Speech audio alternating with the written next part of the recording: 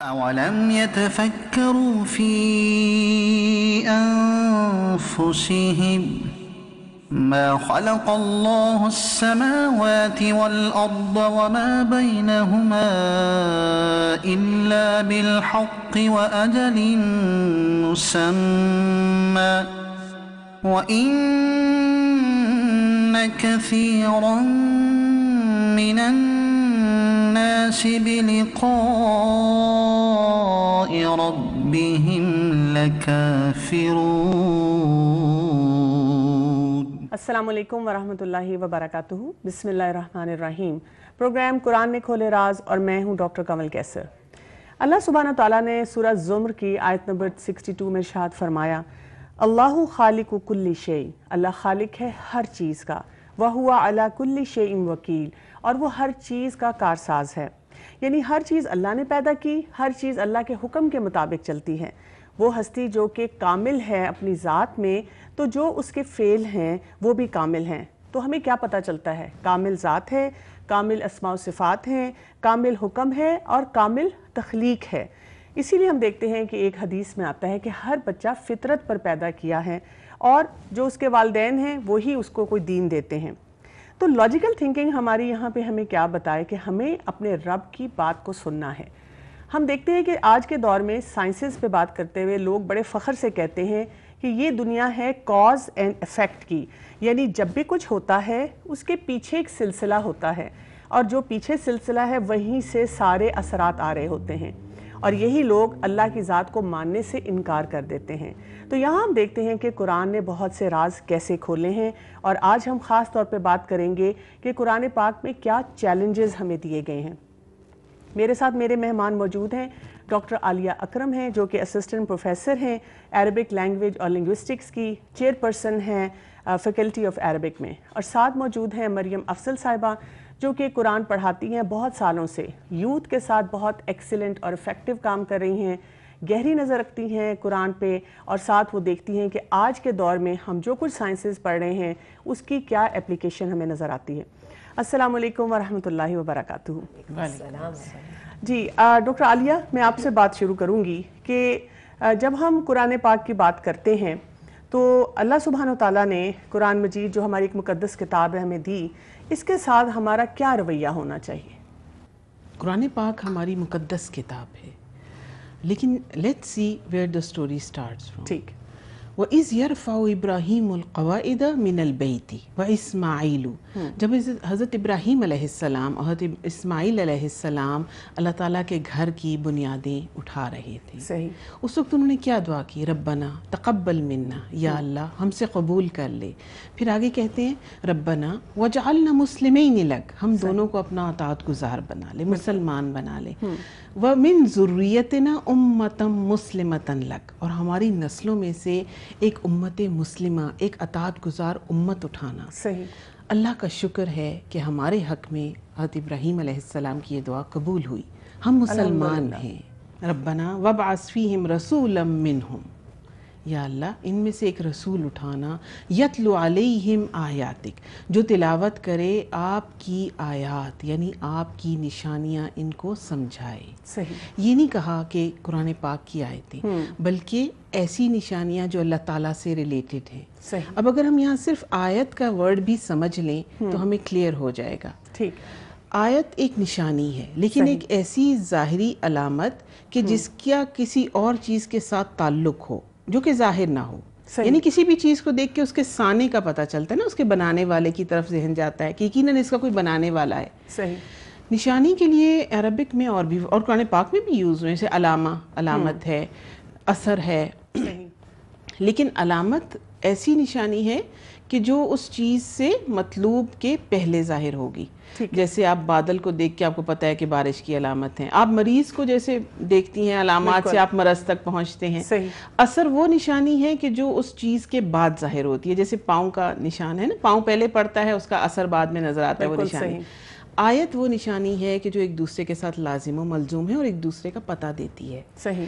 آیت سے ہی اگر سمجھاؤں نا، وَجَعَلْنَا ابْنَ مَرْيَمَ وَأُمَّهُ آیتن، ہم نے حضرت عیسیٰ علیہ السلام کو اور ان کی والدہ کو ایک نشانی بنایا۔ آیتن کہا ہے آیتین نہیں کہا، کیونکہ یہ دونوں مل کے بحیثیت مجموعی ایک نشانی ہے. سبحان اللہ. تو ہم نے اصل میں ان نشانیوں سے اللہ تک پہنچنا ہے. اس قرآن کی آیات یہ لازم و ملزوم ہے، لازم و ملزوم ہے، یہ رویہ ہے ہمارا. اچھا، قرآن پاک اس بابرکت مہینہ جو رمضان کا ہے اس میں نازل ہوا، تو پھر ہمیں کیا اس کے ساتھ مطلب ہمارا تعلق ہونا چاہیے، یا ہمیں قرآن پاک کے ساتھ کیا کرنا چاہیے؟ اِنَّا أَنزَلْنَاهُ فِي لَيْلَةِ الْقَدْرِ. اللہ تعالیٰ خود فرماتے ہیں نا، بے شک ہم نے نازل کیا اس کو ایک مبارک رات میں. اب اس ورڈ، اس جملے کو، یہ آیت کو اگر ہم دیکھیں تو ہو آیا ہے پروناؤن، اس سے پہلے اسم نہیں ہے کوئی. کیوں؟ کیونکہ اللہ تعالیٰ نے اور جگہ پہ بتایا ہے القرآن یفسر بعدہ بعدا، یعنی شہر رمضان الذی انزل فیہ القرآن. سورہ بقرہ میں اللہ تعالیٰ نے بتا دیا کہ رمضان کے مہینے میں میں نے قرآن نازل کیا. تب یہ آیت بتا رہی ہے کہ اللہ تعالیٰ نے اسے ایک بابرکت رات میں نازل کیا ہے. صحیح. اب اس مہینے میں سب سے پہلا سٹیپ یہی ہے کہ قرآن عربین ہے تو ہم اسے سمجھنے کی کوشش کریں کہ اللہ تعالیٰ نے کیا ہم سے باتیں کی ہیں. ٹھیک. ذالک الکتاب، یہ خاص کتاب. اللہ تعالیٰ اب اگر میں سمجھانا، اگر آپ کے پاس اجازت دیں تو ذالک الکتاب میں ال بھی اپنا میننگ دیتا ہے. اچھا. شروع میں تھوڑی سی مشکل لگے گی لیکن آپ دیکھیں گے آسانی ہے. الکتاب خاص کتاب، میں آپ سے پراپر ناؤن ہے اور کامن ناؤن عام ہے. میں آپ سے عام کتاب مانگوں گی، آپ کوئی بھی کتاب اٹھا کے دے دیں گی. فَإِنَّ مَعَ الْعُسْرِ يُسْرًا، إِنَّ مَعَ الْعُسْرِ يُسْرًا. تنگی کے ساتھ آسانی ہے، اور ایک تنگی کے ساتھ دو آسانیاں ہیں. کوشش کر کے دیکھیں. یہاں پہ اگر میں صرف ال کے ذریعے آپ کو یہ بات سمجھاؤں تو دونوں آیتوں میں 2 دفعہ عسر کا ورڈ آیا ہے، 2 دفعہ یسر کا. صحیح. العسر مطلب پراپر ناؤن آیا ہے اور یسر نکیرہ آیا ہے. صحیح. اٹ مینس کہ دونوں آیتوں میں ایک ہی تنگی کی بات ہو رہی ہے لیکن آسانیاں 2 ہیں. ٹھیک ہے. تو ہم بس کوشش کریں، 1 سٹیپ اٹھائیں تو ہمیں آسانیاں ڈبل ملتی جائیں گی. صحیح. اور یہ سمجھنے کی بات ہے. اچھا، قرآن پاک کو جیسے ہم کہتے ہیں کہ ایک معجزہ ہے، تو یہ اعجاز القرآن سے پھر کیا مقصود ہے؟ اعجاز کا عجزہ، عاجز کر دینا کسی چیز کو. عجوز کہتے ہیں بوڑھی عورت کو عربک میں نا، کیونکہ وہ بھی بہت سے کام کرنے سے قاصر ہوتی ہے، نہیں کر پا رہی ہوتی. تو معجزہ اصطلاحاً اللہ تعالیٰ اس چیز کو یا اس جو بھی انہوں نے کسی پیغمبر کے ساتھ جو چیز نازل کی جو ان کی نبوت کی صداقت پیش کرے. صحیح. تو معجزہ وہ چیز ہے. ٹھیک ہے. اب اگر ہم دیکھیں تو ہر دور میں اللہ تعالیٰ نے معجزہ اس امت جس قوم میں آئے ہیں اس کے مطابق بھیجا. حضرت موسیٰ علیہ السلام کے دور میں جب جادوگری کا زور تھا وہ بھیجا. حضرت عیسیٰ علیہ السلام میں طب کا تھا تو ان کو وہ دیا صلاحیت. حضرت محمد صلی اللہ علیہ وسلم جس دور میں اور جس قوم پر آئے، عرب قوم تھی. عربی میں مطلب فصاحت و بلاغت اس قوم کا ایک ہنر تھا. تو اس لحاظ سے 2 طرح کے آپ سمجھیں اعجاز ہیں، ایک لغوی اور ایک علمی. صحیح. پہلی بات سمجھنے کی یہ ہے کہ نبوت جب جس نبی کی ختم ہوئی، معجزے کا اثر ختم ہو گیا. نہ ہمیں اب حضرت موسیٰ کا عصا ملتا ہے، نہ حضرت عیسیٰ کی. وہ ہر دور میں حضرت محمد صلی اللہ علیہ وسلم کی نبوت تا قیامت قائم ہے. بالکل صحیح. اس کا مطلب ہے ان کے معجزے کا اثر بھی تا قیامت رہے گا. سبحان اللہ. تو اللہ تعالیٰ نے پھر ایسا معجزہ دیا ہے جس میں سے تمام لغوی اعتبار سے اس وقت کے دور کے لیے بھی اور اب بھی، اور علمی اعتبار سے بھی. اگر ہم اس زمانے کو دیکھیں تو ریسرچ، سائنسز، علوم کا دور ہے. تو یہ سب کچھ بھی اس میں سے ملے گا اور تا قیامت ملے گا. جی مریم، یہاں پہ میں آپ سے سوال پوچھنا چاہوں گی کہ جیسے ڈاکٹر عالیہ نے بتایا کہ اعجاز القرآن کا، تو انبیاء کو یہ معجزات کیوں دیے گئے؟ ہمیں ایک حدیث سے پتہ چلتا ہے کہ کوئی پیغمبر، کوئی نبی اس دنیا میں نہیں بھیجا گیا بلکہ مگر اس کے ساتھ ایک معجزہ دیا گیا ہے. صحیح. تاکہ لوگ اس پر ایمان لائیں. ٹھیک. دیکھیں، معجزے کی ڈیفینیشن یہ ہے کہ اس جیسی کوئی چیز نہیں بنائی جا سکتی. صحیح. وہ اللہ کی طرف سے ہوتا ہے اور اس کے اندر ایک میریکل ہوتا ہے، اس کے اندر ایک پاور ہوتی ہے جس سے وہ پہچانا جاتا ہے. صحیح. جیسے ابھی انہوں نے بات کی کہ موسیٰ علیہ السلام نے اپنا عصا ڈالا تو جادوگر اس کے سامنے سجدے میں پڑ گئے. بالکل صحیح. اسی طرح قرآن پاک جو کتاب تھی رسول اللہ صلی اللہ علیہ وسلم کو دی گئی. ہم دیکھیں کہ ابراہیم علیہ السلام کے دور میں لوگ آگ کی پوجا کرتے تھے. جب انہوں نے ابراہیم علیہ السلام کو اسی آگ میں ڈالا تو وہ آگ ابراہیم علیہ السلام کو جلانے سے قاصر ہو گئی. میننگ کہ ایک بگر پاور ہے جو تو یہ ایک پروف تھا نا, یہ ایک معجزہ تھا. بالکل صحیح. تو جب ہم قرآن پاک کو رسول اللہ صلی اللہ علیہ وسلم کو دیا گیا, جس کے اندر کمانڈمنٹس بھی تھے, احکامات بھی تھے, جس کے اندر لیسنز بھی تھے, اور اسی کے اندر وہ میریکلز بھی تھے کہ لوگ بلیو کر جائیں. صحیح. اور وہ جیسے ابھی انہوں نے بھی کہا, وہ صرف رسول اللہ صلی اللہ علیہ وسلم کے وقت تک کے لیے نہیں تھا, بلکہ وہ تا قیامت لوگوں کے لیے ایک معجزہ تھا, کیونکہ رسول اللہ صلی اللہ علیہ وسلم خاتم الانبیاء ہیں, سید المرسلین ہیں. ٹھیک ہے. یہاں پہ جیسے بہت سے معجزات کی بات ہوئی, تو رسول اللہ صلی اللہ علیہ وسلم کو قرآن معجزے کے طور پہ کیوں دیا گیا؟ یعنی کچھ اور بھی دیا جا سکتا تھا؟ ہم دیکھتے ہیں کہ رسول اللہ صلی اللہ علیہ وسلم کو قرآن پاک ایک معجزہ بنا کر دیا گیا. صحیح.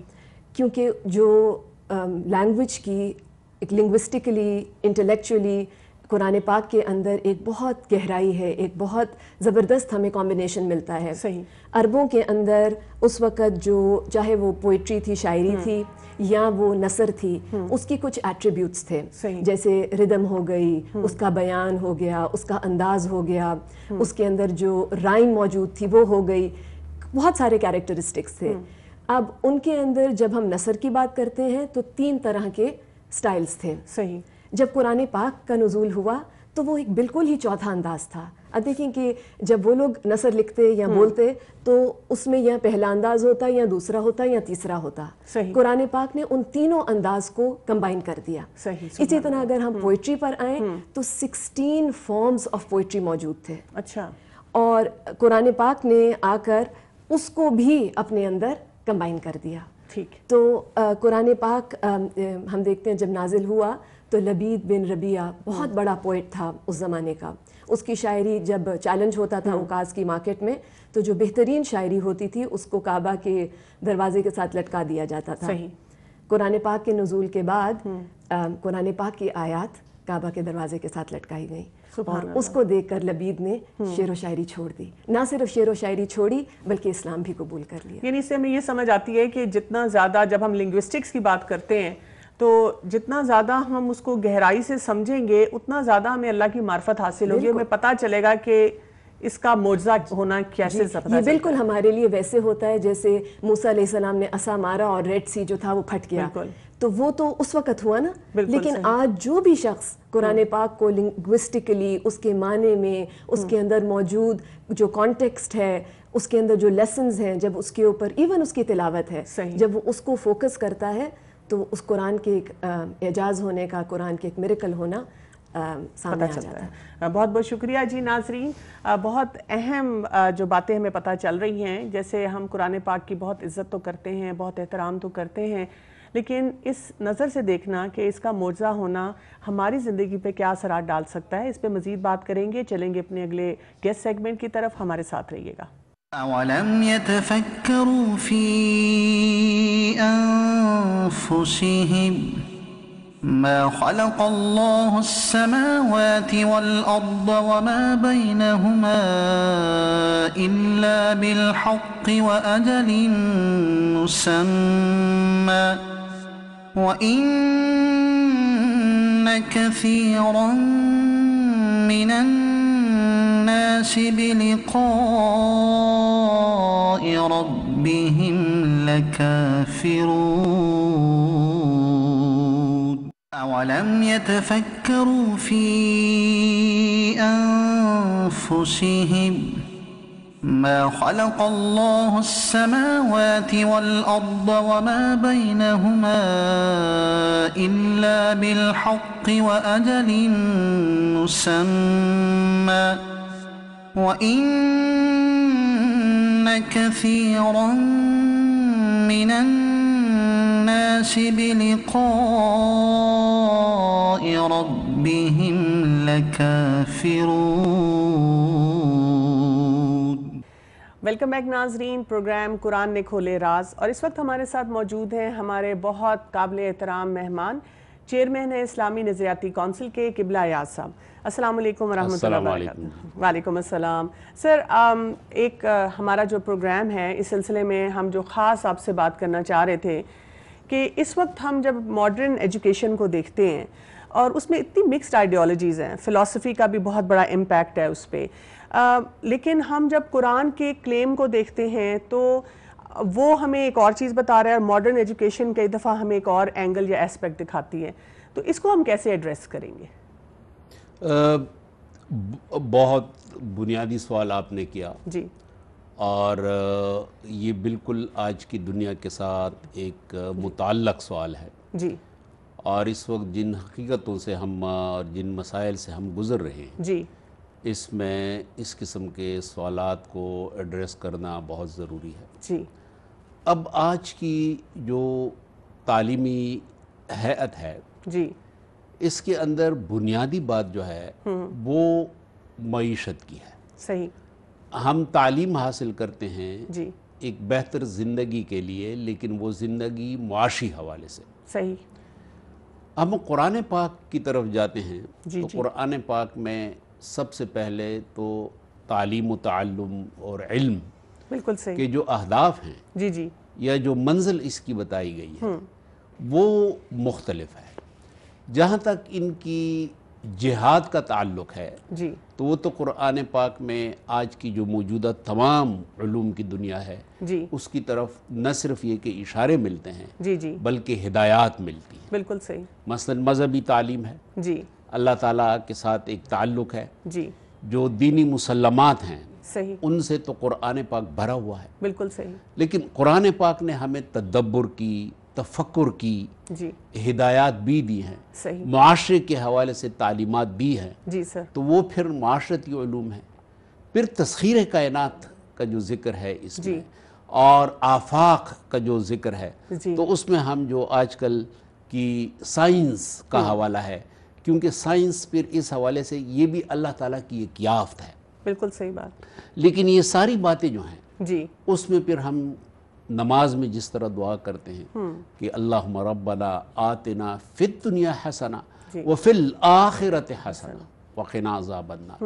تو اس دنیا کی خوبصورتی تو یقیناً ہے، جی لیکن اس کے ساتھ ساتھ یعنی معاش کے ساتھ ساتھ معاد جو ہے جی اس کی بہت بڑی اہمیت ہے۔ تو جو آپ کا سوال ہے اس میں میں یہی کہوں گا کہ آج کا جو ہمارا ایجوکیشن کا نظام ہے جی اور اس کے جو اہداف ہیں وہ زیادہ تر معاشی ہیں، لیکن اللہ تعالیٰ نے قرآن پاک میں ہمیں جو بتایا ہے تعلیم اور تعلم میں، علم کے حصول میں، اس میں بنیادی چیز جو ہے خدمت خلق تو اپنی جگہ رضا رب ہے۔ بالکل صحیح آپ کہہ رہے ہیں۔ ڈاکٹر صاحب میں یہ بھی جاننا چاہوں گی کہ جب ہم قرآن کا موازنہ کرتے ہیں جو باقی الہامی ہمارے پاس کتب ہیں، تو ہمیں کیسے قرآن جو ہے اپنی ایک ان میچبل سٹیٹس پہ نظر آتا ہے؟ جو اب ہمارا اسلامی عقیدہ ہے، جی تو اسلامی عقیدہ تو یہ ہے کہ جو سابقہ صحف اور کتب ہیں جی ان پر تو ہمارا ایمان ہے۔ صحیح، ہمیں یہ ایمان ہے کہ تورات حضرت داؤد علیہ السلام، زبور حضرت داؤد علیہ السلام پر نازل ہوئی، تورات حضرت موسیٰ علیہ السلام پر، جی انجیل حضرت عیسیٰ علیہ بالکل السلام، صحیح، ان کا مجموعہ جو ہے بائبل کے نام سے، ہاں جی، پھر صحف ہیں، یہ ہم یہ مانتے ہیں کہ یہ الہی کتب ہیں، بالکل صحیح، لیکن ہمارا عقیدہ یہ ہے کہ وقت گزرنے کے ساتھ ساتھ ان کی اس طریقے سے حفاظت نہ ہو سکی جس طرح ہمارا دعویٰ قرآن پاک کے حوالے سے ہے۔ جی چنانچہ اس میں ہم یہ کہتے ہیں کہ کچھ انسانی ہاتھ بھی ہے، لیکن ان کے اندر بھی اگر آپ دیکھیں، زبور کے اندر آپ دیکھیں، تورات کے اندر آپ دیکھیں، انجیل کے اندر آپ دیکھیں، تو وہ اللہ تعالیٰ کی کلام کا عنصر جو ہے جی جی وہ موجود ہے، صحیح، اور پھر ان کے اندر جو ایک خوبصورتی ہے، جو لحن ہے، جو درد ہے، اور جو خدائی کلام کی جو تاثیر ہے جی وہ موجود ہے۔ زبور کے جو سر مضامین ہیں، یہ جو قرآن کی جب ہم بات کرتے ہیں تو کیا جیسے قرآن پاک میں اللہ سبحانہ تعالیٰ نے ایک چیلنج دیا ہے کہ اس جیسی ایک صورت بھی بنا کے لا کے دکھا دو، کیا باقی جو الہامی کتب ہیں ان میں بھی ایسا کوئی چیلنج؟ میں آتا ہوں اس کی طرف۔ جی اب زبور کے جو مضامین ہیں جی یا مثلا تورات کے جو احکام عشرہ ہیں، جی یا انجیل کے اندر جو مابعد دنیا کے جو حالات ہیں، اب بنیادی بات یہ ہے کہ قرآن پاک کا جو اس میں امتیازی پہلو ہے جی وہ یہ ہے کہ جس زبان میں، جس لہجے میں، جس طریقے سے قرآن پاک کا نزول रसूल अकरम सल्लल्लाहु अलैहि वसल्लम पर हुआ, ये हमारा अक़ीदा है कि वो उसी अंदाज में और उसी ज़बान के अंदर और उसी मनहज पर मिन व अन ये हमारे पास मौजूद है। ये दावा हम दीगर कुतुब के हवाले से नहीं कर सकते। चुनांचे इस वजह से जो आपका सवाल है उसमें ये कुरान पाक की इम्तियाजी शान की वजह से फिर कुरान पाक को अनमैचेबल हमारे अक़ीदे के मुताबिक है, और फिर ये इनका चैलेंज जो है अल्लाह ताला की तरफ से एक आयत का, एक तरकीब का, एक हर्फ का, कि कोई इस हवाले से कोई कोशिश करे तो वो ये कामयाब नहीं हो सकता कि इसका मुतबादिल या इसकी मुमासिल कोई चीज़। अच्छा डॉक्टर साहब, मैं ये भी जानना चाहूँगी कि जैसे अब ये बात हो रही है कि कुरान पाक बिल्कुल मैचलेस है, इसका कोई मवाजना ही नहीं है, एक ऐसा शख्स जो कि नॉन मुस्लिम है वो जब ये चैलेंज के बारे में पढ़ता है तो उसकी क्या कैफियत होती है, और एक मुसलमान उसकी तरफ हम देखते हैं जो रोज़ कुरान पाक उसके घर में मौजूद है, तिलावत भी करता है, सुनता भी है, एक्सपोज भी है, उसकी इनसेंसिटिविटी हमें नज़र आती है, जबकि कई दफ़ा नॉन मुस्लिम इसी बात पे अट्रैक्ट हो जाता है कि ये क्या चैलेंज है, मैं इसको एक्सप्लोर करूं। ये जो फ़र्क है इसको हम कैसे देखते हैं? इसको आप ज़रा तारीख़ी तनाजुर में देखें। ठीक है। अब तारीख़ी तनाजुर यह है कि दार अरक़म में भी जब कुरान पाक की तिलावत होती थी जी, तो हमारे पास सिक्का रिवायात हैं कि गैर मुस्लिम वो चुप चुप के वहाँ पे दीवार के साथ कान लगाकर, और क्योंकि उस वक्त अरबों के अंदर एक अदबी ज़ौक़ था, एक शायरी ज़ौक़ था, वो इस बात का इदराक कर रहे थे कि ये जो कुरान पाक की आयात हैं, जो रसूल अकरम सल्लल्लाहु अलैहि वसल्लम और सहाबा किराम का दावा है, इसके अंदर वाकई वो जो अदबी चाशनी है वो उरूज पर है, वो कमाल पर है। और फिर जब किसी के सामने पेश किया गया सूरह कौसर, तो काफिर था, लेकिन उसने कहा कि ये तो बशर का कलाम दिखाई नहीं देता, ये तो कोई यकीनन इल्हामी आवाज़ है और इल्हामी अल्फाज हैं। सही। आज भी आपने जो सवाल किया, हम और हमारा जो यहाँ पे वतीरा है जी, वो ये है कि हम कुरान पाक की तिलावत करते हैं जी, लेकिन तिलावत के जो आदाब हैं और तिलावत का जो तरीका होना चाहिए वो हम तबर्रुक के लिए तो कर लेते हैं, लेकिन जिसको हम तदब्बुर और तफक्कुर कहते हैं कि हम तरतील के साथ, आराम के साथ और गौर और फिक्र के साथ तिलावत करें जी। तो जो लोग गौर और फिक्र के साथ तिलावत करते हैं, यकीनन अल्लाह ताला की इस कलाम में इस कदर हिकमत है, इस कदर चाशनी है कि आपके अंदर का इंसान जो है वो इसके साथ जाग जाता है जी। और जो रुमूज हैं जी वो आपकी समझ में आते हैं। फिर अब जो आजकल के जो गैर मुस्लिम हैं, मसलन मगरिब के अंदर जो जामियात हैं, उसमें जिन लोगों ने कुरान पाक को तदब्बुर के साथ समझने की कोशिश की है, क़िराअत को समझने की कोशिश की है, तो वो भी इस बात का एतराफ़ करते हैं कि ये वाकई कोई एक ऐसी किताब है कि जिसका लिटरेरी पहलू जो है वो बेइंतहा। डॉक्टर साहब, यहाँ पे एक और सवाल भी उठता है कि एक तरफ हम देखते हैं हमारी सोसाइटी में लोग नज़र आते हैं जो कि कुरान पाक के साथ बहुत अच्छी तरह अपने ताल्लुक़ को मजबूत कर रहे हैं और हर वक्त 24 घंटे उनके कुरान पाक के साथ गुजरते हैं और उसी के अलूम पे वो अबूर हासिल करते हैं। दूसरी तरफ हमें नज़र आता है अपनी सोसाइटी में कि लोग मुसलमान हैं और वो बहुत साइंटिफिक माइंडेड हैं, बहुत वो एक्सेल कर रहे हैं अपनी दुनियावी अलूम में, और जो साइंटिफिक माइंडेड लोग हैं वो कुरान की तरफ नहीं आना चाहते, जो कुरान पढ़ने वाले लोग हैं वो साइंसेस पढ़ते हुए डरते हैं। ये गैप जो है, ये इसको हम कैसे देखेंगे और कैसे एड्रेस करेंगे? फिलहकीकत अगर हम इस मसले को देखें तो साइंस का एक बड़ा हिस्सा जो है जी, वो तो यकीनन अल्लाह ताला के जो असरार और रुमूस कुरान में बताए गए हैं जी, तो उसको सामने रखते हुए हम ये कह सकते हैं कि साइंस मददगार है अल्लाह ताला खुदा की याफ्त में। सही। अल्लाह ताला ने जो असरार और रुमूस दिए हैं जी, उनकी याफ्त आप साइंस के ज़रिए देख सकते हैं। ठीक है। आपने तारीख़ में पढ़ा होगा कि फ्रांस का एक बहुत बड़ा माहिर तिब डॉक्टर था जी, मोरिस बुकाय जी, मोरिस बुकाय।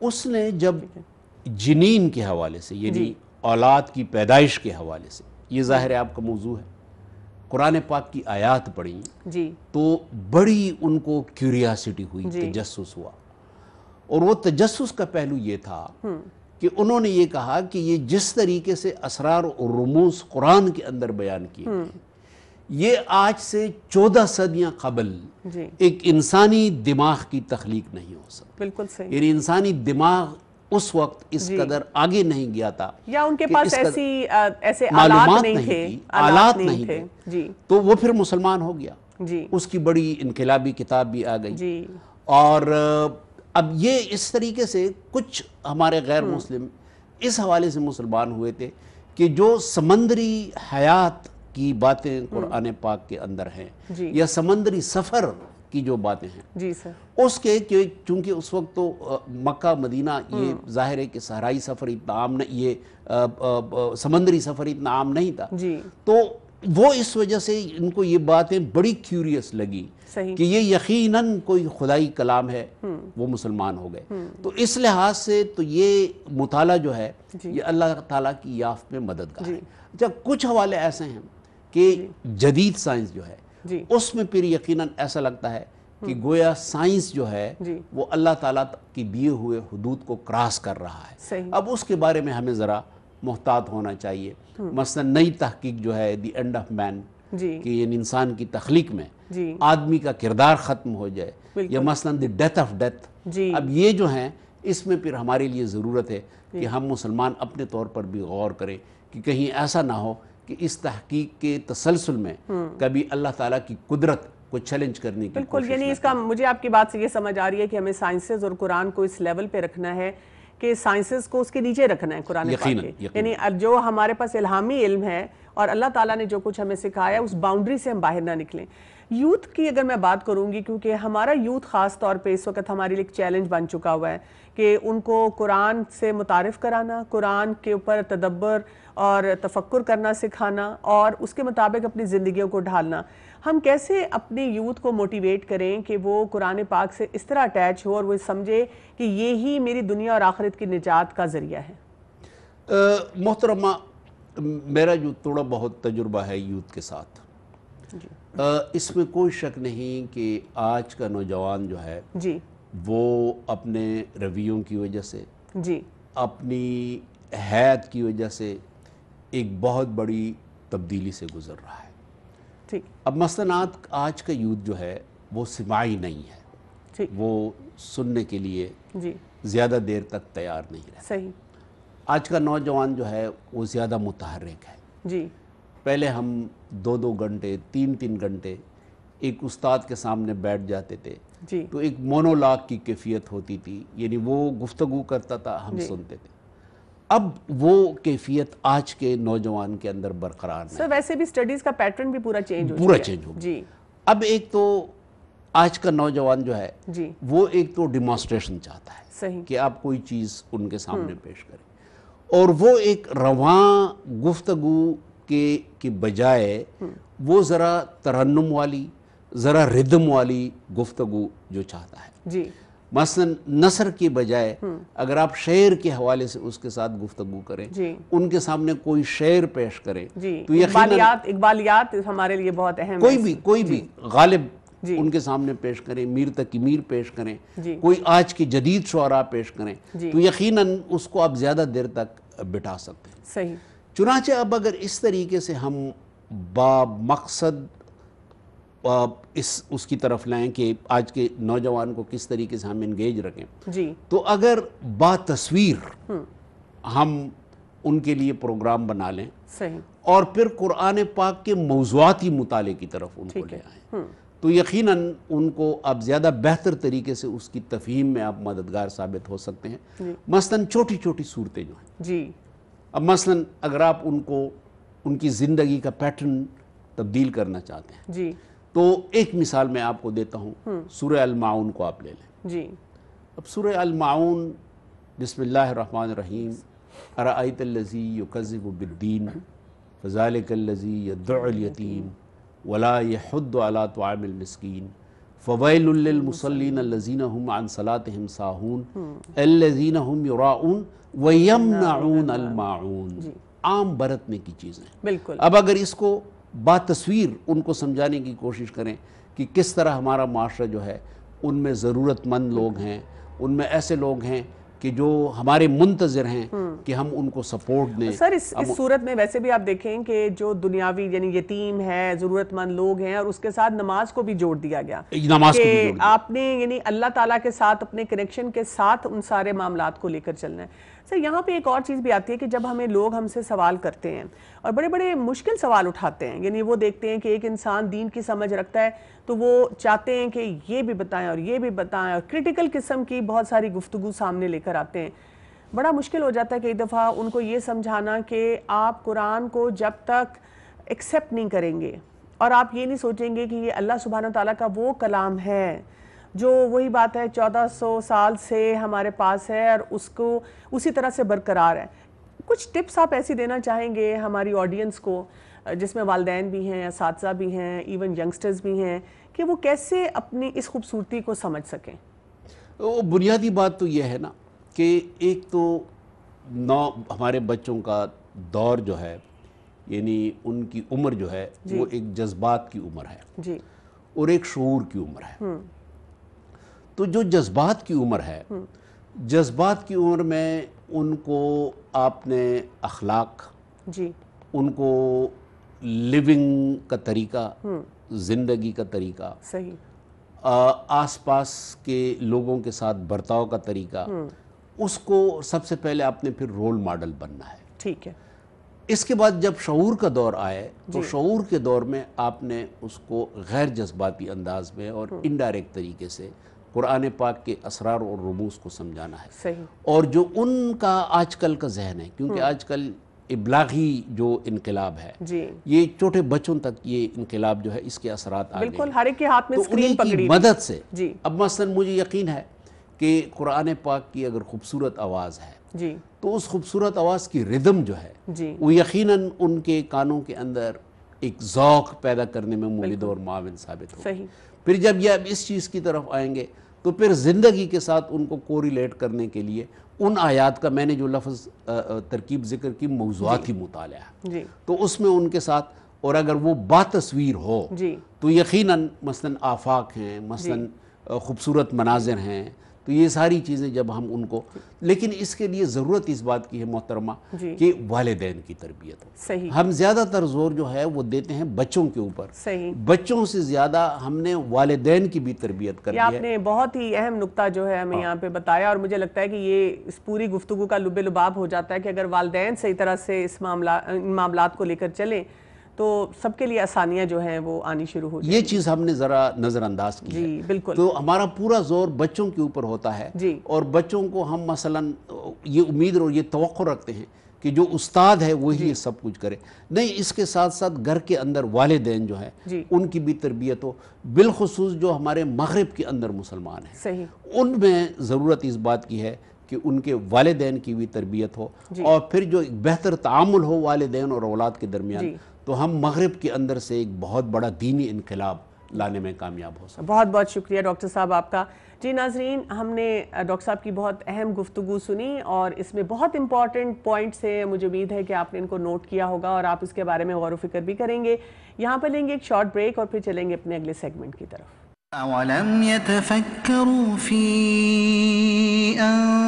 أَنفُسِهِمْ ما خلق الله السماوات والأرض وما بينهما إلا بالحق وأجل مسمى وإن كثيرا من الناس بلقاء ربهم لكافرون. أولم يتفكروا في أنفسهم ما خلق الله السماوات والأرض وما بينهما إلا بالحق وأجل مسمى وإن كثيرا من الناس الناس بلقاء ربهم لكافرون. ویلکم بیک ناظرین. ہم بات کر رہے ہیں قرآن نے کھولے راز، اور خاص طور پہ آج یہ راز کھل رہا ہے کہ قرآن کیسے اللہ سبحانہ تعالیٰ کی طرف سے ہمارے لیے ایک بہت بڑا معجزہ ہے. جی مریم، میں آپ سے جاننا چاہوں گی کہ جب ہم وحی کی بھی بات کرتے ہیں تو وحی کیسے معجزہ ہوگی؟ رسول اللہ صلی اللہ علیہ وسلم بحیثیت نبی مبعوث ہونے سے پہلے 40 سال مکہ میں رہے. صحیح. آپ صلی اللہ علیہ وسلم کو صادق اور امین کے نام سے جانا جاتا، اور وہ ایک انہوں نے کوئی بھی ایسا جملہ نہیں بولا، ایسی بات نہیں بولی جو قرآن پاک میں تھی. صحیح. اسی طرح جب وحی ان پر نازل ہوئی تو وہ یکدم ہو گئی، جب وہ ایکسپیکٹ بھی نہیں کر رہے تھے. بالکل صحیح بات. اور جب آپ سے سوال پوچھے جاتے نبی بننے کے بعد، تو جب تک وحی سے اشارتاً یا وحی نازل ہو کر نہ بتایا جاتا تو آپ اپنے پاس سے سوال کا جواب نہیں دیتے تھے. صحیح. قرآن پاک اس کی تصدیق کرتا ہے کہ وہ اپنی خواہش سے نہیں بات کرتے، بلکہ یہ تو وحی ہوتی ہے جو نازل کی جاتی ہے. صحیح. اور 23 سال کے عرصے کے اندر اس کو نازل کیا گیا، اور پورے تھرو آؤٹ ہمیں کوئی کانٹرڈکشن نہیں ملتی. اور قرآن خود مینشن کرتا ہے کہ لے آئیں اس جیسی ایک صورت، لے آئیں اس جیسی 10 آیات، اور یہ چیلنج جو ہے وہ آج بھی قائم ہے. اچھا، یہ آپ نے چیلنج کی بات کی، تو کیا کسی نے اس چیلنج کا جواب دینے کی کوشش نہیں کی؟ اٹیمپٹس ہوئی ہیں. ابھی ہم نے لبید کی ذکر کیا تھا، پوئٹ تھا. جی. عربوں میں اس چیلنج کو رپلائی کسی نے بھی نہیں کیا. صحیح. بلکہ وہ اس کے آگے اپنا ماتھا ٹیک دیتے تھے. اچھا. اس کے بعد جب سورت نجم کی تلاوت آپ صلی اللہ علیہ وسلم نے کی تو سارے ہی لوگ سجدے میں گر گئے. صحیح. تو عربوں میں تو ہمیں ایسے نہیں ملتا. مسیلمہ کذاب تھے، انہوں نے اس کو رپلائی کرنے کی کوشش کی تھی، لیکن اس کے اندر بھی انہوں نے ایسی کچھ جملے لکھے کہ ہاتھی کیا ہے، وہ ایسا ہے جس کی دم چھوٹی اور کان بڑے.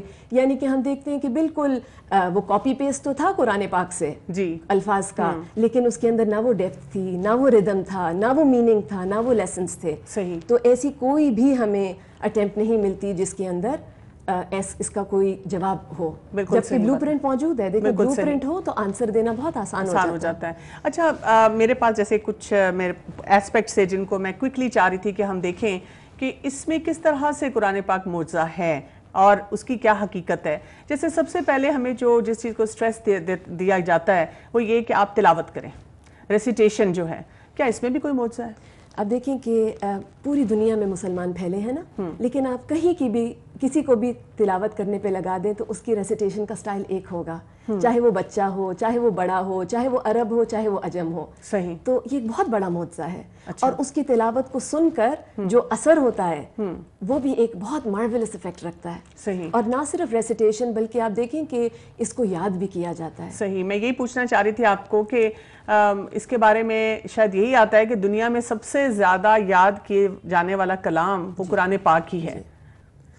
دیکھیں 6000 سے زیادہ آیات، ہر حرف کا 1,00,000 سے زیادہ حروف، ہر حرف کا اپنا ڈائیکریٹک سائن، اپنے اعراب، اور 100% اس کو یاد کیا جاتا ہے. سبحان اللہ. 6 سال کا بچہ ہو یا 60 سال کا آپ یہ سوچیں کہ جو مینٹلی ڈسیبلڈ ہیں وہ بھی قرآن پاک کو یاد کر سکتے ہیں. صحیح. اور کیا ہوا ہے. بالکل. تو یہ بہت ہی بڑا معجزہ ہے. بالکل. اچھا، ہسٹوریکل فیکٹس بھی ہمیں جیسے بہت سے ملتے ہیں اس میں، اور سائنٹیفک ریسرچز بھی ملتی ہیں، تو اس میں بھی کوئی معجزہ ہے؟ جی، اس کے اندر میں صرف ایک آپ کو اگزامپل دوں گی. ہسٹوریکلی حامان کا ذکر ملتا ہے ایز اے منسٹر آف فرعون. اس کو کہا تھا کہ تم ایک بلڈنگ بناؤ نا.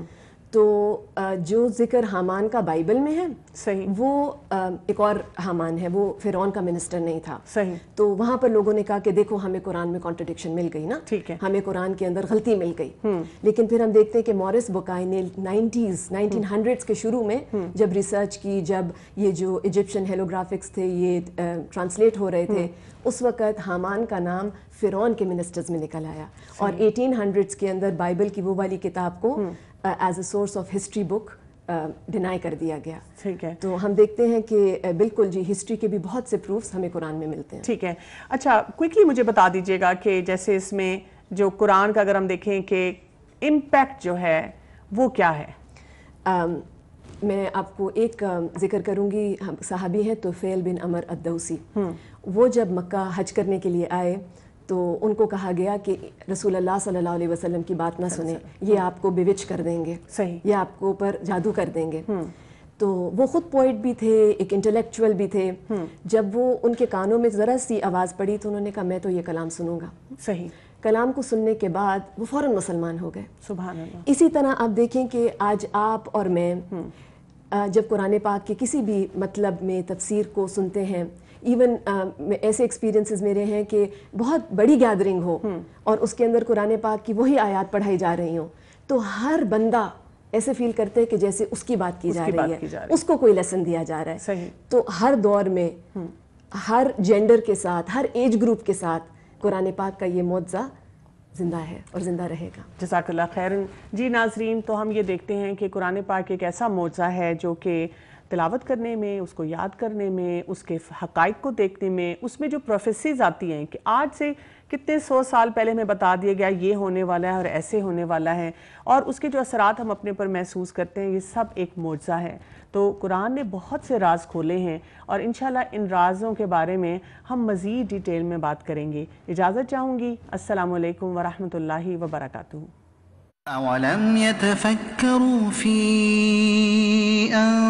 أنفسهم ما خلق الله السماوات والأرض وما بينهما إلا بالحق وأجل مسمى وإن كثيرا من الناس بلقاء ربهم لكافرون.